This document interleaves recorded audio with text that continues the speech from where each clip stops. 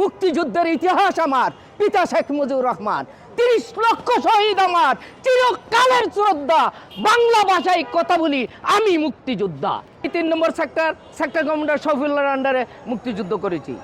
আপনি যে বললেন যে সমন্বয়করা দেশটা ধ্বংস করে ফেলছে, মানে কেন বললেন? এটা বলছি সমন্বয়করা এখন দেখি বিসিএস যত ডিসি এসপি তারা পোস্টিং দেয়। 9 বছর 7 বছর আগে যারা রিটায়ার্ড করছে তাদেরকে বাড়িতে ডাইকাই না ডাইরেক্ট সচিব বসাই দিচ্ছে।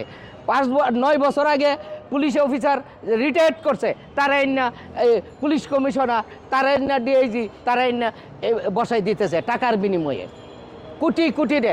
যেই ছেলেরা সমন্বয়করা মেসে থাকতো, খাইতে পারতো না, মেজ ভাড়া দিতে পারতো না, তারা আজকে পাজারু জিপ চালা, আইফোন 4টা 5টা তাদের হাতে থাকে। এই সমন্বয়করা ঢাকা বাংলা এশিয়া মহাদেশের মধ্যে সবচেয়ে বড় বিদ্যাপীঠ ঢাকা বিশ্ববিদ্যালয়ের তারা জিন্নার পাকিস্তানি পতাকা উত্তোলন করে এবং জিন্নার মৃত্যুবার্ষিকী পালন করে। এর থেকে এই স্বাধীন বাংলাদেশে এর চেয়ে বড় দুঃখের কথা আর হইতে পারে না। আমরা যেমনটি দেখছি যে কয়েকদিন আগে একজন মুক্তিযুদ্ধ লাঞ্ছিত করেছিল। শুধু লাঞ্ছিত না, আমার চোখের পানে এসে আমার সহযোদ্ধা বীর প্রতীক, শুধু মুক্তিযোদ্ধা না, সে খেতাবপ্রাপ্ত মুক্তিযোদ্ধা। তার গলায় মানে মুক্তিযোদ্ধার গলায় মালা দেওয়া মানে বাংলাদেশের গলায় মালা দেওয়া, বাংলাদেশকে অপমান করা। বীর প্রতীক আব্দুল হাই কানুর গলায় মালা দিয়া তার সারা এলাকায় ঘুরে রয়েছে এবং তার এলাকার থেকে উচ্ছেদ করেছে। আমরা মুক্তিযোদ্ধারা জীবিত থাকতে এটা মেনে নিতে পারি না। সেই মুক্তিযোদ্ধা যখন অপকর্ম করেছে, মুক্তিযোদ্ধা হয়ে যখন লুটপাট করেছে, তখন আপনারা কোথায় ছিলেন? তখন এমন কোনো রেকর্ড নাই আব্দুল হাই কানু, এমন কোনো প্রমাণ আপনি দেখান, একটা প্রমাণ আপনি দেখান আব্দুল হাই কানু কোনখানে লুটপাট করছে, কোনো করছে। মামলা তো আমার কাছে এখন আছে 142 জনের মামলার তালিকা আছে। মামলা হয়েছে সিরাজগঞ্জ, ঢাকার 142 জনের আসামি। এই যে নকল উড়াই আনলাম। তৎকালীন সময়ে যুবলীগ নেতাকে হত্যার দায়ে তিনি কারাগারেও গিয়েছিলেন। এখন মামলা তো তখন তিনি তো মুক্তিযোদ্ধা না, মামলা এমন ভাবে হইতেছে, মামলা যেখানে আওয়ামী লীগের আমলের মামলা, তখন আপনি কোথায় ছিলেন? কার নামে মামলা হচ্ছিল?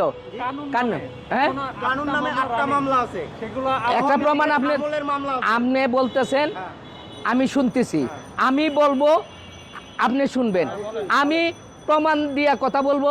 আপনি যে মামলা হয়েছে একটা ডকুমেন্ট দেখান, তার কানুন নামে মামলা মুখে বললে তো হবে না। সারা বিশ্ব দেখতেছে, এই মিডিয়া সারা বিশ্ব দেখতেছে, সারা বিশ্ব দেখতেছে। আমিও দেখি, আমি সারাদিন এই নেটে থাকি। জনমানি কি বলে, প্রতিদিন কি বলে, ওই গোলাম মালা রনি কি বলে, কি বলে, সব আমি সারা রাত আমি তাজ্জুদ নামাজ পড়ি আর এগুলি দেখি আর চোখের পানি ফেলাই।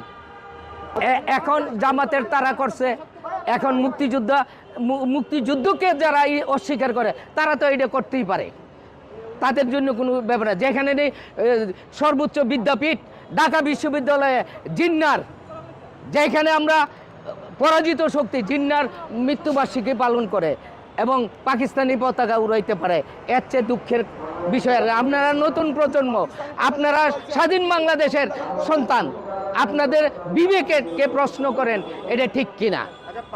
ইন্ডিয়া মুক্তিযুদ্ধের সময় আমাদের সর্বোচ্চ সহযোগী ছিল। আমাদের মুক্তিযোদ্ধারা থাকার জায়গা দিছে, 2 কোটি লোকরে খাওয়াইছে, আমাদের ট্রেনিংয়ের ব্যবস্থা করছে, অস্ত্রের ব্যবস্থা করছে এবং মুক্তিযুদ্ধে স্বাধীনতার জন্য তারা প্রায় 17,000 লোক তাদের সৈনিক মারা গেছে এই মুক্তিযুদ্ধ করতে যেয়ে।